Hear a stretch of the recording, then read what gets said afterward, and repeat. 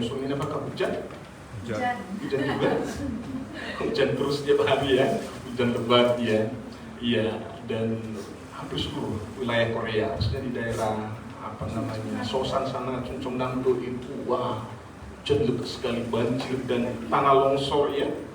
Dan dikatakan menurut berita itu dalam 100 tahun ini yang sekali terjadi gitu ya, seperti ini derasnya hujannya gitu ya. Jadi kalau cuaca kita melihat semakin panas dan juga semakin lebat hujannya, bagaimana dengan kasih kita kepada Tuhan? Semakin panas semakin berapi-api. Amin. Amin. Amin. Haleluya, saya percaya semua yang dikasih Tuhan di tempat ini semakin mengasihi Tuhan. Baik Bapak Ibu Saudara dikasih Tuhan, kita akan membaca dan merenungkan firman Tuhan yang terambil dari kitab Timotius, 1 Timotius, surah 1 Timotius, pasalnya yang ke-6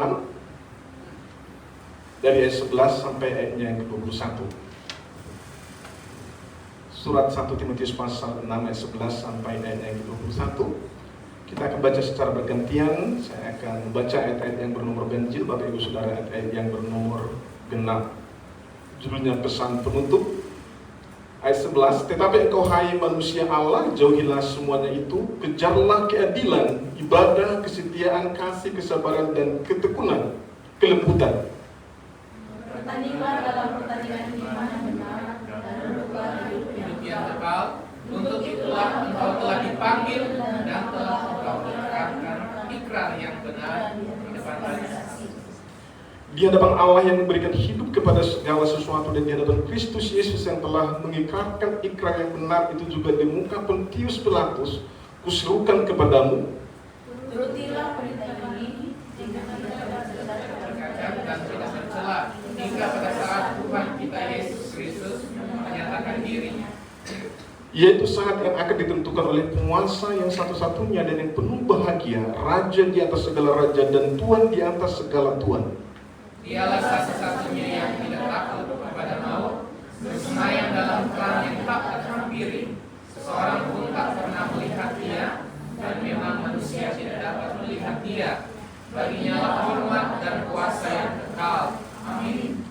Peringatkanlah kepada orang-orang kaya di dunia ini agar mereka jangan tinggi hati dan jangan berharap pada sesuatu yang tak tentu seperti kekayaan, melainkan pada Allah yang dalam kekayaannya memberikan kepada kita segala sesuatu untuk dinikmati.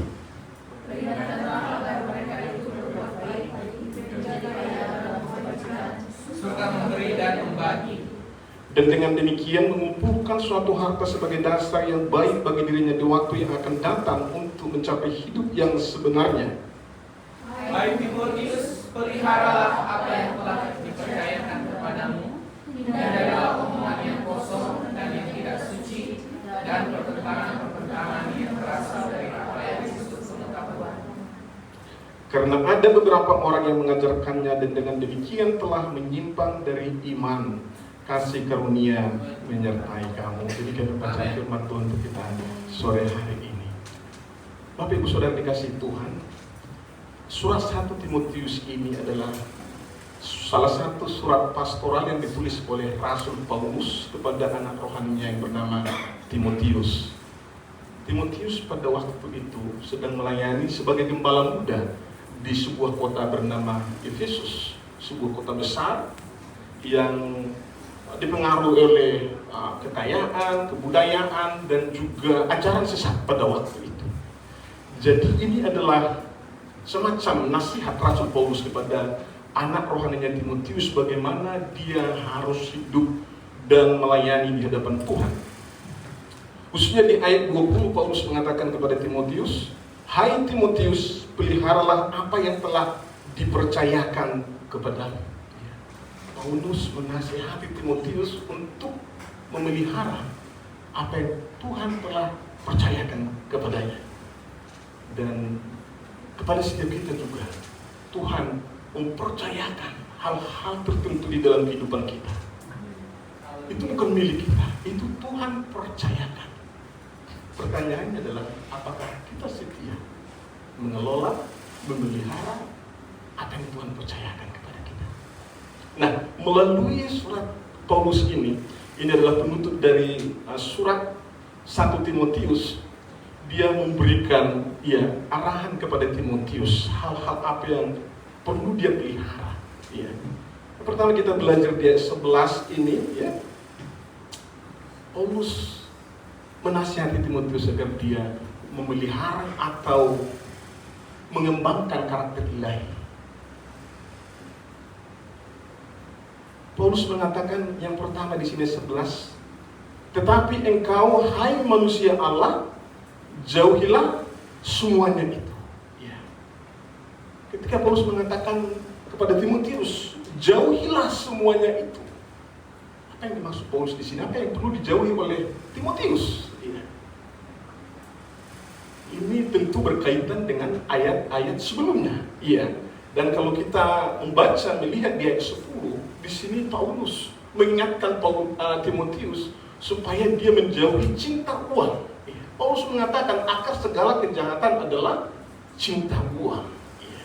Jadi Paulus mengatakan kepada Timotius, jauhi cinta uang. Saudara, uang itu sendiri tidak salah, ya. Uang itu sendiri tidak dosa. Tapi cinta yang berlebihan kepada uang itu salah. Itu bisa membawa kita jauh dari Tuhan. Ya. Seperti orang yang kehausan di tengah laut, lalu meminum air laut. Makin diminum, dia makin haus. Dan juga makin rusak tubuhnya. Seperti itu juga orang yang cinta uang. Semakin dia mengejar uang itu akan semakin membawa dia kehilangan damai sejahtera, bahkan kehilangan Tuhan. Itu bahaya dari cinta uang. Makanya Paulus mengatakan kepada Timotius, jauhi cinta uang, jangan kejar uang. Dan yang kedua, apa yang perlu dijauhi oleh Timotius dan oleh setiap kita? Paulus menulis juga di dalam suratnya yang kedua kepada Timotius, di 2 Timotius 2:22, sebab itu jauhilah nafsu orang muda. Paulus mengatakan jauhi nafsu orang muda. Ini termasuk dosa seksual dan hasrat daging yang merusak kekudusan. Paulus mengatakan jauhi itu. Dan dalam suratnya kepada jemaat di Korintus, di 1 Korintus 6 ayat 18, Paulus menasihatkan kepada jemaat Korintus, jauhkanlah dirimu dari percabulan. Kita melihat di sini jauhkan, ya, jauhkan dirimu dari percabulan. Tadi kepada Timotius dikatakan jauhkan dirimu dari nafsu anak muda. Ini juga berkaitan bisa dengan, ya, hal-hal seksual, ya. Dan kepada jemaat Korintus juga Paulus mengatakan jauhkan dirimu dari percabulan. Ya. Ini sangat berbahaya bagi kehidupan rohani orang Kristen. Paulus mengatakan pelihara kehidupan rohani. Ya. Karakter ilahi itu kamu harus pelihara. Pertama, bagaimana caranya? Jauhi cinta uang. Dan juga jauhi nafsu anak muda atau jauhi percabulan. Ya. Karena ini akan merusak. Ini akan merusak karakter. Kamu harus jaga karakter ilahi yang ada di dalam diri. Saudara, kita melihat di dalam Alkitab ada 2 contoh. Satu contoh yang negatif, satu contoh yang positif. Satu contoh yang positif kita tahu seorang tokoh bernama Yusuf, ya. Dalam Kejadian pasal 39, istri tuannya Potifar menggoda dia karena dikatakan Yusuf ini seorang yang paras eloknya, seorang yang tampan seperti Andreas, kira-kira gitu. Seorang yang tampan, di sini tampan-tampan semua, ya, tampan semua, cantik-cantik, ya. Jelaskan Yusuf ini masih muda. Dia parasnya elok, ya, tampan. Bukan hanya itu, bicaranya manis. Wah, dia pintar bicara. Istri tuannya ini, Potifar, tergoda dengan dia, tertarik dengan dia. Akhirnya dia membujuk Yusuf untuk tidur dengan dia. Katakan, Yusuf, ayo tidur dengan aku. Yusuf katakan, oh, tidak, ya, saya tidak mau. Terus istri tuannya ini menggoda dengan caranya, berbagai cara. Akhirnya dia ajak Yusuf ini ke kamar. Dan setelah Yusuf tidak mau, dan dia gam bajunya Yusuf ini supaya Yusuf, ya, mau tidur dengan dia. Apa yang Yusuf lakukan? Dia tidak katakan, ayo kita dulu bicara dulu, enggak, ya. Ayo kita bicara dulu gimana baik, enggak. Apa yang dilakukan? Dia, seperti yang firman katakan ini, dia lari, iya kan? Dia menjauhkan diri dari godaan ini, dia lari ditanggalkan bajunya. Walaupun tetap konsekuensinya, ya dari saat itu tidak mudah bagi dia, tapi ya dia tahu untuk godaan ini dia tidak bisa berlama-lama di situ. Dia harus lari, dia harus menjauhkan itu. Ini contoh yang baik. Contoh yang negatif itu adalah Daud, ya kan? Raja Daud di dalam 2 Samuel pasal 11 ayat 2 sampai 4 diceritakan di sana. Daud setelah dia menjadi raja, pada saat semua tentaranya pergi berperang, dia tinggal sendirian di istana. Dia santai di istananya. Suatu sore, setelah bangun tidur dia naik ke atas, ke suatu istananya. Dia jalan-jalan di sana, dia lihat ada seorang perempuan yang sedang mandi. Perempuan ini bernama Bathsheba. Oh, dia lihat, dia cantik. Tapi tidak seperti Yusuf, dia tidak lari, dia mendekat. Harusnya dia lari. Dia pengen tahu perempuan ini, dia panggil. Dia suruh anak buahnya panggil itu perempuan. Setelah dipanggil dia datang, diberitahu, oh itu Bathsheba, istri Uria, salah satu dari tentara tuanku. Ketika dikatakan sebenarnya itu istri salah satu dari prajurit tuanku, harusnya dia cepat, ya kan? Oh sudah pergi, jangan lagi, ya kan? Jangan lagi bicara dengan dia. Tetapi apa yang dilakukan? Dia ajak tidur. Akhirnya Daud jatuh dalam dosa perzinahan. Dan kita tahu akibatnya itu sangat menyedihkan bagi Daud. Makanya firman Tuhan mengingatkan, Timotius mengingatkan kita hari ini, jauhi nafsu anak muda, jauhi percabulan. Kita harus menjaga kekudusan kita yang Tuhan sudah percayakan kepada kita, harus menjaga. Kalau berbicara tentang percabulan, gak ada kata lain, harus menjauhi. Kita harus menjauhi itu. Ada sebuah fabel diceritakan dalam sebuah fabel tentang seekor singa tua yang sudah terlalu capek, terlalu letih untuk memburu mangsanya.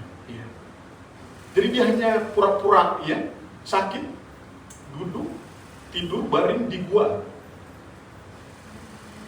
Dan ada seekor rubah dekat gua singa ini. Dia perhatikan singa ini. Terus temannya rubah yang seperti anjing, rubah itu seperti anjing. Seekor temannya dia tanya kepada rubah ini, kenapa kamu gak mau masuk ke gua itu, gak mau bantu singa yang tua itu, gak mau perhatikan itu? Rubah ini menjawab, sebenarnya saya ingin masuk ke dalam, tapi saya perhatikan banyak jejak yang masuk ke dalam gua itu, tetapi tidak ada jejak yang keluar. Artinya apa? Semua yang masuk ke dalam itu dimangsa oleh singa. Saudara, hidup kita juga seperti itu kita dengan firman hari.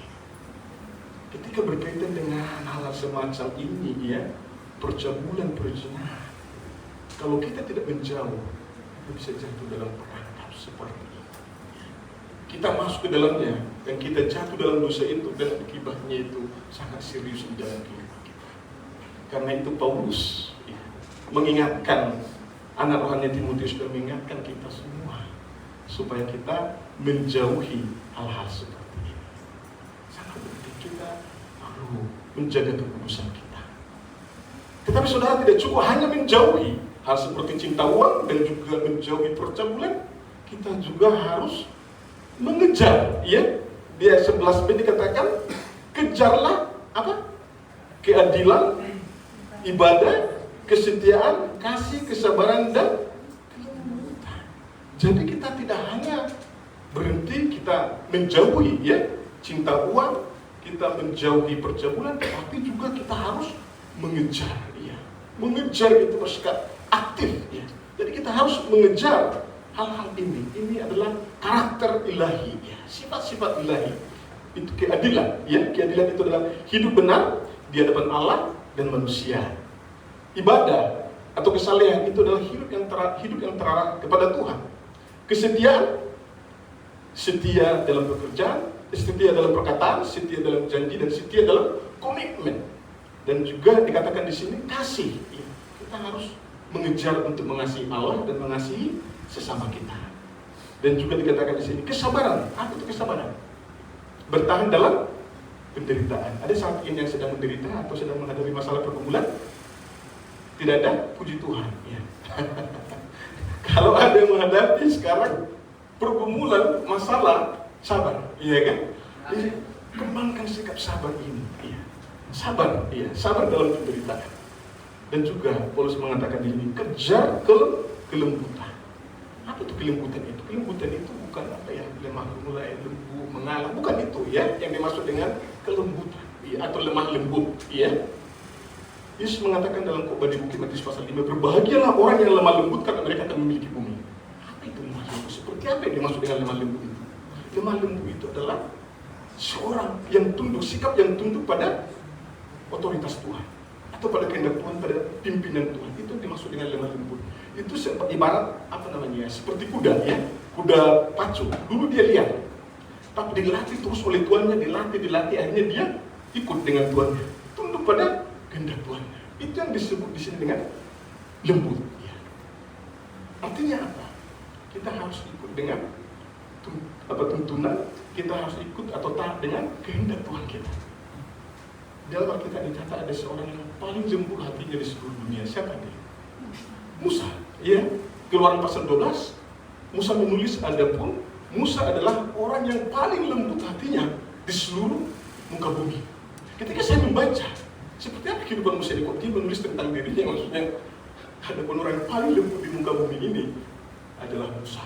Ya, Musa adalah orang yang paling lembut. Saya membaca kitab Musa itu ke depannya, saya menemukan Musa sebagai seorang pemimpin. Setiap kali dia menghadapi masalah, orang selain bersungguh-sungguh, orang selain menyalahkan dia, dan macam-macam. Apa yang dilakukan? Berlutut. Dia datang kepada Tuhan. Dia berdoa kepada Tuhan apa yang harus dia lakukan. Dan ketika Tuhan mengatakan seperti itu, Tuhan berbicara seperti itu, dia ikut. Itu yang disebut dengan kelemah lembutan. Saudara, ini harus kita kembangkan di dalam kehidupan kita, karakter ilahi. Lemah lembut artinya kita tunduk, kita taat kepada tuntunan Tuhan. Ketika kita menghadapi masalah, datang kepada Tuhan. Ketika kita menghadapi situasi apapun, kita datang kepada Tuhan. Kita meminta petunjuk, kita meminta pimpinan Tuhan. Dan Tuhan mengarahkan kita taat pada tuntunan Tuhan. Itu yang disebut dengan lemah lembut. Paulus katakan, kejar sifat-sifat karakter ilahi seperti ini. Saudara, ini yang pertama yang perlu kita pelihara, kita pupuk, kita kembangkan di dalam kehidupan kita, karakter ilahi ini. Ya. Menjaga kekudusan kita, menjauhi hal-hal ya, cinta uang, dan juga kita menjauhi percabulan. Tapi kita mengejar yang tadi ini, katakan keadilan, ibadah, kesetiaan, kasih, kesabaran, dan kelembutan, kelemah lembutan. Tuhan mempercayakan kepada kita, dan Tuhan rindu, Tuhan ingin kita memelihara ini, kita mengembangkan ini, kita memupuk sifat-sifat ilahi ini, karakter ilahi ini di dalam kehidupan kita. Dan yang kedua, Paulus ya, pesan menasihati Timotius, dikatakan bertandinglah dalam pertandingan yang benar. Artinya memelihara iman.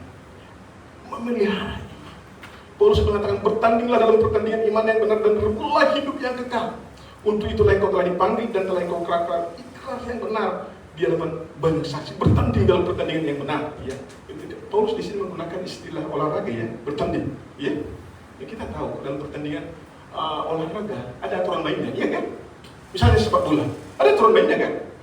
Ada aturan mainnya semua. Ya. Ketika main bola nggak boleh tarik baju lawannya kan? Ada semua peraturannya. Iya. Ada semua peraturannya. Jadi dalam pertandingan olahraga harus mengikuti peraturan olahraga. Paulus mengatakan di sini bertanding dalam pertandingan iman yang benar. Bagaimana kita mengikuti? Dalam apa iman kita ada peraturan-peraturan yang harus kita ikuti. Ada. Ini firman Tuhan, ya. Ada aturan iman kita. Gitu, ya. Jadi bagaimana? Kita harus membaca firman ini dan kita harus ikut tuntunan firman ini di dalam kehidupan kita. Itu cara kita menjaga iman kita, memelihara iman kita. Kita ikuti aturan main Tuhan yang Tuhan sudah gariskan di dalam firman-Nya. Kita baca firman ini setiap hari sehingga kita tahu apa yang Tuhan mau di dalam kehidupan kita. Tadi kita nyanyikan hidupku menggenapi firman. Ya, itu luar biasa. Bagaimana kita bisa menggenapi firman Tuhan? Kita harus baca firman-Nya supaya kita tahu kehendak Tuhan. Ya, supaya kita tahu kehendak Tuhan, keinginan Tuhan di dalam kehidupan kita. Kita tahu, kita lakukan. Itu artinya kita bertanding di dalam pertandingan iman yang benar. Ya, kita baca firman Tuhan, kita lakukan itu di dalam kehidupan kita. Saudara, juga ya, untuk menjaga iman kita, memelihara iman kita, saudara, kita harus terus memiliki kerinduan untuk mengenal Yesus lebih dalam lagi. Paulus mengatakan, rebutlah hidup yang kekal. Saudara berpikir, rebut hidup yang kekal, kan hidup yang kekal itu sudah diberikan secara cuma-cuma, kenapa rebut lagi? Ya, kita memiliki hidup yang kekal itu semata-mata karena anugerah Tuhan ya. Kita diberikan hidup kekal itu semata-mata karena anugerah Tuhan melalui iman kita kepada Yesus Kristus. Paulus mengatakan di sini, rebut hidup yang kekal. Apa maksud Paulus? Saudara, hidup yang kekal itu bisa dijelaskan dalam dua cara, dua pengertian. Hidup yang kekal yang berbicara tentang kuantitas. Artinya saat kita percaya kepada Yesus Kristus, kita hidup selama-lamanya. Kan begitu ya, hidup kekal. Suatu saat nanti di surga, kita masuk surga, kita juga hidup selama-lamanya di sana. Itu berbicara tentang kuantitas hidup kekal. Tetapi yang dimaksud Paulus yang kedua di sini adalah berbicara tentang kualitas. Rebutlah hidup yang kekal. Artinya apa?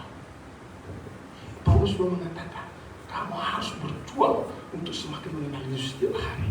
Makanya kalau kita melihat ya di dalam Yohanes, Yesus mengatakan kepada murid-muridnya di dalam Yohanes 17 ayat 3, inilah hidup yang kekal itu, yaitu bahwa mereka mengenal Engkau. Paulus mengatakan, ini hidup yang kekal. Apa itu bahwa mereka mengenal Engkau? Di sini Yesus sedang berbicara hidup kekal tentang apa? Kualitas. Ya. Yesus mengatakan, ini hidup yang kekal itu bahwa mereka mengenal Engkau Allah. Gitu ya. Jadi berbicara tentang kualitas. Murid-muridnya ini semakin mengenal siapa dia gitu ya. Itu yang dimaksud oleh Paulus di sini. Gitu ya. Mengenal Allah. Dan ini yang menjadi kerinduan Paulus. Salah satu kerinduan terbesar Paulus dalam kehidupannya adalah ini. Mengenal Yesus lebih dalam lagi. Makanya dia ungkapkan itu di dalam suratnya di Filipi 3:10. Yang kukehendaki ialah mengenal dia. Perhatikan. Bukan pelayanan yang menjadi kerinduan terbesar Paulus, bukan. Tapi dikatakan yang kukehendaki ialah mengenal dia. Kita bisa melihat dalam diri Paulus. Kerinduan yang dalam, atau kerinduan yang besar di dalam dirinya itu adalah semakin mengenal Yesus. Karena itu yang menjadi nasihat Paulus kepada Timotius dan kepada kita untuk kita menjaga iman kita, memelihara iman kita. Kita harus terus memiliki kerinduan mengenal Yesus lebih dalam lagi. Saudara, bayangkan Anda memiliki pasangan hidup, tetapi hanya kenal lewat foto dan data diri, ya. Itu bukan relasi yang sejati, ya. Hanya lihat fotonya, tapi nggak ada komunikasi. Saudara, itu yang dimaksud Paulus di sini. Jangan kita hanya percaya Yesus sudah selesai, enggak. Terus maksud Paulus di sini adalah terus berusaha untuk mengenal Yesus lebih dalam lagi. Ya, makanya dikatakan kejar, ya, rebut hidup yang kekal. Ya, rebut hidup yang kekal. Nah, saudara, untuk menjaga iman kita ini tetap, ya, memelihara iman kita ini tetap kuat di dalam Tuhan. Kita juga harus berusaha berjuang menghadapi risiko tantangan iman di dalam kehidupan kita. Saudara, Paulus mengatakan di ayat 13, di hadapan Allah, maksudnya dari bagian 12b, untuk itulah engkau telah dipanggil dan telah engkau ikrarkan ikrar yang benar di depan banyak saksi. Di hadapan Allah yang memberikan hidup kepada segala sesuatu, dan di hadapan Kristus Yesus yang telah mengikrarkan ikrar yang benar itu juga di muka Pontius Pilatus. Timotius ini, dia sudah mengikrarkan atau mengucapkan pengakuan dia gitu ya, di depan umum tentang imannya kepada Yesus dan juga tentang komitmennya kepada Yesus. Paulus mengingatkan, kamu sudah mengucapkan ikrar. Dan Paulus katakan, kamu harus pegang ikrar. Kamu sudah berjanji di depan umum, mengucapkan pengakuan bahwa Yesus adalah Tuhanmu dan juga komitmenmu untuk melayani Dia. Paulus mengingatkan seperti itu, tapi masalahnya tantangannya besar.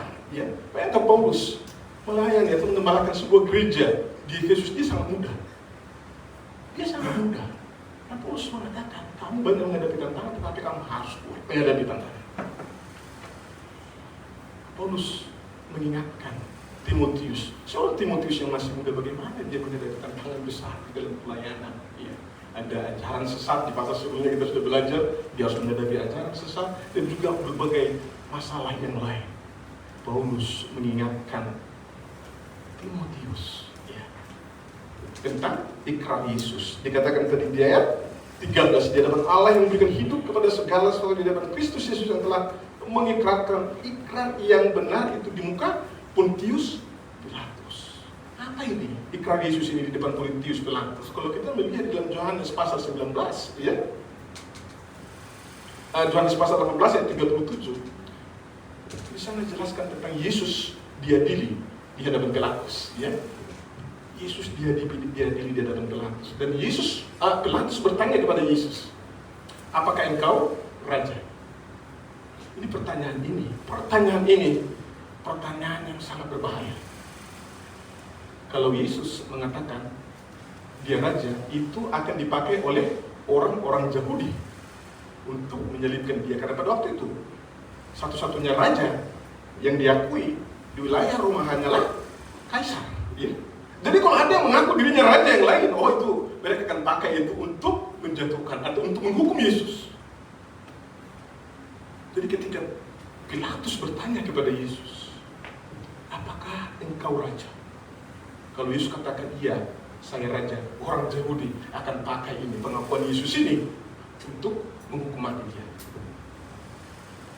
Tapi kalau Yesus mengatakan saya bukan raja, padahal dia raja, artinya apa? Dia tidak setia terhadap misi dia.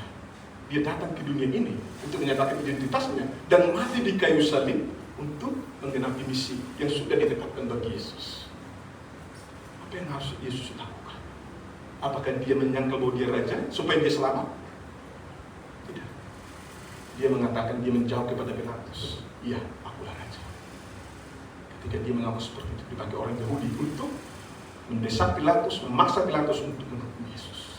Yesus siap menghadapi tantangan seperti itu demi misi yang sudah dipercayakan kepada dia untuk menyelamatkan umat manusia, untuk menyelamatkan kita seperti pengakuan iman rasul yang sudah kita ucapkan, ikrarkan, dan juga hari ini kita akan mengikuti perjamuan kudus mengingatkan kita tentang pengorbanan Yesus di kayu salib untuk menyelamatkan kita.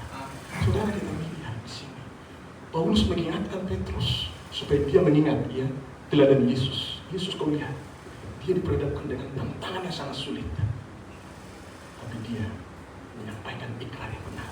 Dia mengatakan tetap bahwa dia adalah raja. Dia taat setia dengan komitmen misi yang dipercayakan kepadanya. Saudara, kita akan diperhadapkan dengan tantangan. Iman kita itu akan diperhadapkan dengan tantangan. Tidak ada yang lancar-lancar saja. Seperti Paulus dan seperti Timotius juga. Saudara, ketika iman kita diperhadapkan dengan tantangan, apakah kita tetap setia? Apakah kita tetap teguh mengikut Tuhan? Saya kurang tahu saat ini, ya, apa tantangan dihadapi oleh jemaat IC Epson di tempat ini. Tempat kerja mungkin dari lingkungan kerja, dari kondisi keadaan, dari sejauh ya, yang menghalangi kita mungkin untuk datang beribadah, dan kita untuk beribadah kepada Tuhan. Saya kurang tahu. Tapi kita belajar dari firman Tuhan hari ini, Yesus mengingatkan Timotius dan mengingatkan setiap kita. Ya, kamu harus berjuang di dalam iman. Kamu tidak bisa kompromi. Kamu tidak bisa mengalah dengan keadaan. Paulus mengatakan, ingat Yesus, teladan Yesus. Dengan tantangan yang sangat berat, dia tetap setia di dalam misi yang sudah dipercayakan kepadanya. Makanya Paulus katakan kepada Timotius, ingat ikrarmu dan sebagai teladan ingat Yesus. Dia tetap setia di tengah-tengah tantangan. Saudara, mari saya kurang tahu dan atau tentang apa yang dihadapi oleh Bapak Ibu jemaat yang sampai tempat ini. Tapi saudara, mari kita tetap teguh, kita tetap setia menghadapi tantangan. Mungkin ada hal yang menghalangi kita, komitmen kita, kesetiaan kita untuk beribadah kepada Tuhan. Tapi saudara, jangan mundur di tengah-tengah tantangan. Tapi kita harus terus maju, kita harus berani menghadapi tantangan, walaupun terkadang ada harga yang harus kita bayar seperti Yesus. Tapi karena iman kita kepada Dia, kita mau tetap setia menghadapi tantangan demi menjaga dan melihara iman kita kepada Yesus. Ini nasihat Paulus kepada Timotius dan kepada setiap kita. Bertanding di dalam pertandingan yang benar. Pelihara iman. Pelihara iman. Jangan sampai imanmu kendor. Jangan sampai iman mundur. Dalam kehidupan iman kita tidak ada iman yang tetap sama, enggak ada. Kalau iman kita tidak semakin kuat, semakin naik, iman kita akan semakin kendor, semakin lemah. Jadi kita harus Kita harus berani ya menghadapi tantangan yang ada di dalam kehidupan kita. Dan yang terakhir, Paulus menasihatkan Timotius untuk memelihara harta materi yang Tuhan percayakan kepadanya. Ayat 17 sampai ayat 19, Paulus mengatakan, peringatkanlah kepada orang-orang kaya di dunia ini agar mereka jangan tinggi hati dan jangan berharap pada sesuatu yang tak tentu seperti kekayaan, melainkan kepada Allah yang dalam kekayaannya memberikan kepada kita segala sesuatu untuk dinikmati. Ya saudara, Paulus guru Timotius peringatkan kepada jemaat di gereja Efesus juga ternyata ada orang kaya. Paulus sebelumnya mengatakan akar segala kekayaan adalah cinta uang, ya, tapi di sini katakan, ya, peringatkan ternyata kekayaan itu tidak salah, ya. Jadi orang kaya tidak salah.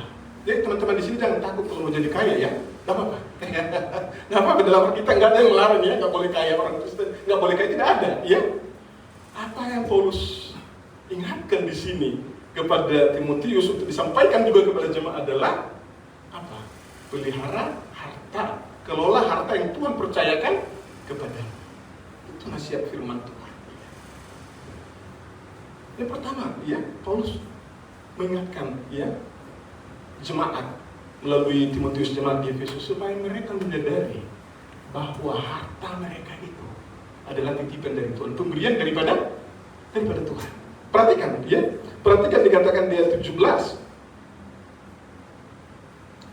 melainkan pada Allah yang dalam kekayaannya memberikan kepada kita segala sesuatu untuk dinikmati, ya. Jadi semua dikatakan semua, yaitu dari Tuhan untuk kita nikmati. Wow, ini perlu kita mengerti, ya. Semua yang Tuhan berikan itu, semua yang kita memiliki itu dari Tuhan, ya. Katakan untuk kita nikmati.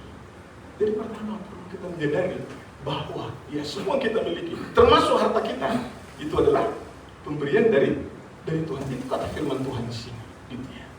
Ketika kita mengerti hal ini, kita tidak akan sombong dan kita akan tidak memakai uang kita itu semau kita, gitu ya. Seperti dikatakan di sini, katakan kepada mereka supaya mereka jangan sombong, ya, dan berharap kepada sesuatu yang tidak tentu, ya. Uang itu bisa gampang berubah, ya, gampang hilang juga, ya. Jadi Paulus mengingatkan supaya jemaat di Efesus itu mengingat bahwa harta mereka, bahkan semua hal yang lain itu adalah pemberian daripada Tuhan.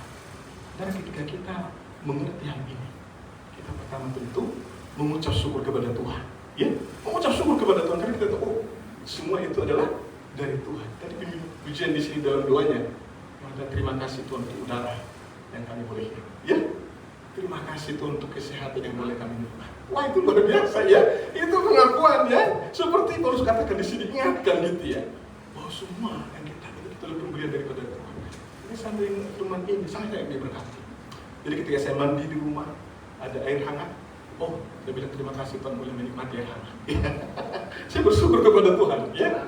Ketika saya keluar, dekat rumah kami itu ada dekat dengan sungai dan juga pemandangan alam yang indah, ada perbukitan di sana, gitu, ya. Jadi, ya, saya bersyukur kepada Tuhan. Terima kasih Tuhan. Engkau ciptakan dunia ini begitu indah untuk boleh juga saya nikmati. Saya bersyukur kepada Tuhan. Ketika saya juga mengingat keluarga, ada istri, ada anak, saya bilang, terima kasih Tuhan berikan keluarga. Ketika saya mengingat rekan pelayanan, ada Pak Pendeta Febri, terima kasih Tuhan. Ada hambamu, Pak Pendeta Febri, boleh bersama-sama melakukan pelayanan. Semua itu dikatakan dari Tuhan, ya. Semua dari Tuhan. Itu kita bisa nikmati. Termasuk harta, ya. Paulus secara spesifik di sini berbicara tentang harta materi, ya. Paulus bicara tentang harta materi.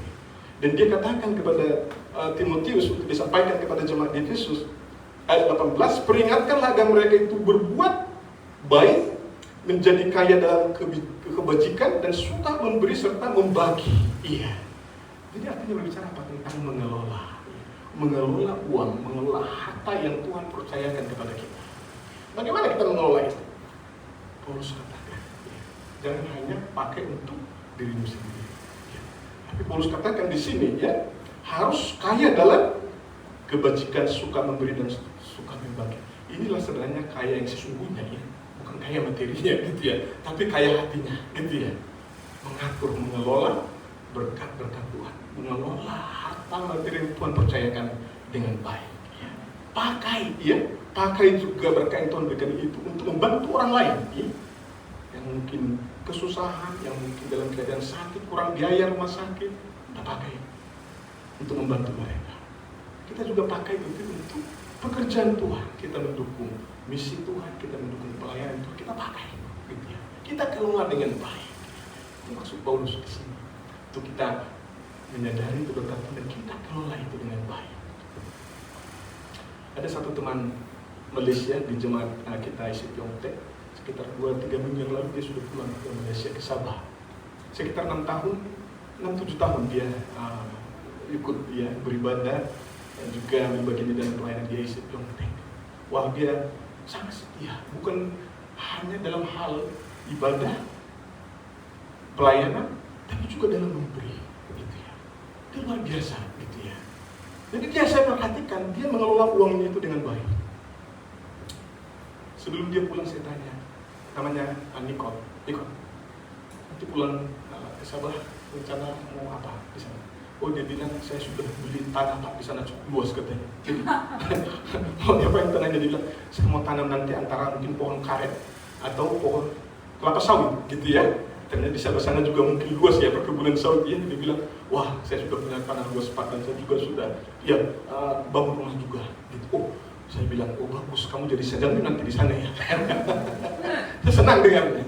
Tapi yang saya luar biasa saya melihat dia kelola uangnya dengan baik, dia simpan, dia gabung ke sana, dia kirim, dia beli dagang, tapi juga dia memperhatikan ada kebutuhan gereja, dia pakai uangnya. Baru-baru ini juga dia belikan rice cooker di gereja itu rusak, dia belikan pakai uangnya. Dan juga bukan hanya itu, dia rajin memberikan atau setia memberikan persepuluhannya. Setiap gajian dia memberikan persepuluhannya. Oh, saya lihat ini luar biasa ini. Dia memberi untuk pekerjaan Tuhan. Dia melihat kebutuhan pelayanan apa yang butuh, dia berikan. Dia juga kelola persiapan untuk masa depannya, dia beli tanah di Sabah sana. Dan juga dia juga nikmati uang yang Tuhan berikan kepada dia, gitu ya. Dia tidak pelit dalam hal menikmati hidupnya, gitu ya. Uang pun kita boleh nikmati ya, untuk waktu luang kita, gitu ya. Untuk hobi kita bisa. Jadi dia juga suka mancing, teman kita ini. Jadi ada beberapa teman di Tiongkok itu yang suka mancing. Jadi dia ajak, ayo Pak kita mancing, ayo ya. Jadi kan pergi mancing ke laut, ya ke Bukado sana ada satu pulau di sana, sewa kapal dan sewa tempat mancing itu ya sekitar 50.000 satu orang untuk mancing gitu ya. Lalu saya dengan dia mancing, kami nikmati mancing di sana gitu ya. Dia traktir saya mancing uangnya 50.000 ya. Saya melihat anak ini luar biasa ya. Dia nikmati juga gitu ya hidupnya gitu ya. Mancing, hobi boleh gitu. Jadi dia kelola uangnya itu dengan baik. Dia boleh nikmati. Dia persiapkan untuk keluarga, ya, untuk masa depannya di Sabah sana, tapi juga dia memberikan untuk pekerjaan Tuhan. Dia seperti yang saya katakan, dia terus setia memberikan 1/10, iya, seperti firman Tuhan katakan ya, dia memberikan terus 1/10-nya kepada Tuhan. Saya pikir ini luar biasa.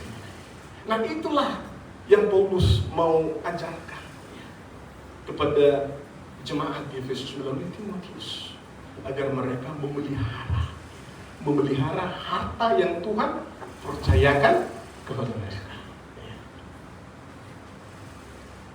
Kita di sini bekerja. Kalau kita dapat gaji seperti di Korea, sebenarnya kita udah cukup kaya ya.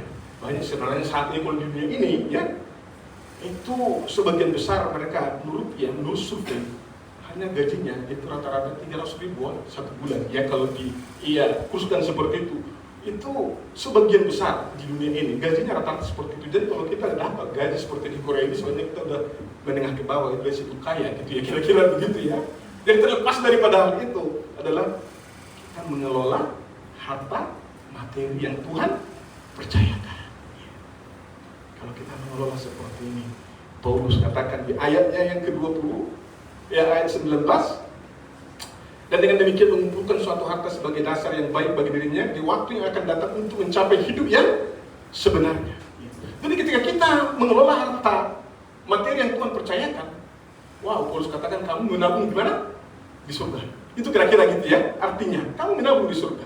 Saudara, uang kita tidak bisa bawa ke surga ketika kita meninggal. Gak bisa ya? Ada firman Tuhan katakan kita datang ke dunia ini tidak membawa apa-apa. Kita juga keluar dari dalamnya tidak membawa apa-apa. Orang terkaya dunia ini ketika meninggal dia tidak bisa bawa apa-apa kan? Dia tinggal semuanya, ya? Dia tinggal semuanya. Tetapi saudara, menarik bagi kita orang percaya, kita tidak bisa bawa uang kita, tetapi kita bisa kirim uang kita ke surga sana, gitu ya. Caranya bagaimana? Ketika kita mengelola harta yang Tuhan percayakan kepada kita dengan baik. Kita memberi untuk pekerjaan Tuhan, kita membantu orang yang kesusahan. Itu sedang kita sedang mengirim ke sana, ke surga sana, seperti yang firman Tuhan katakan. Ada seorang kaya suatu hari dia meninggal dunia. Ketika dia masuk ke surga, dia melihat rumahnya sangat kecil di sana. Dan dia bertanya kepada malaikat, kenapa rumahku sangat kecil? Aku orang kaya di dunia. Malaikat katakan, kami hanya membangun rumah seperti bahan yang dikirim dari bumi. Kamu gak pernah kirim bahan ke sini, artinya gak pernah dia menyatakan menjaga imannya, melihara kasihnya, dan juga berbuat baik melalui hartanya. Jadi malaikat katakan, ini yang kamu kirim dari dunia. Saudara, ini yang Paulus ingatkan bagi kita. Kita kelola harta yang Tuhan percayakan kepada kita dengan baik. Kita pakai itu dengan baik untuk diri kita, untuk bantu orang lain, dan untuk percaya Tuhan. Maka dengan demikian seperti Paulus katakan di sini, kita mengumpulkan itu nanti untuk harta kita di sebelah sana. Ya, kita masuk ke sana. Ya. Dan Paulus mengakhiri suratnya di 21 dikatakan, kasih karunia menyertai kamu. Ya, saudara yang dikasih Tuhan, untuk kita bisa memelihara semua ini, memelihara karakter ilahi, memelihara iman kita, dan juga memelihara harta yang Tuhan percayakan kepada kita. Kita butuh kasih karunia. Hanya Paulus menuntut, kiranya kasih karunia menyertai kamu. Kiranya kasih karunia menyertai jemaat yang dikasih Tuhan di tempat ini. Supaya setiap kita, jemaat Tuhan di tempat ini, boleh memelihara apa yang Tuhan percayakan kepada kita dengan baik. Amin. Mari kita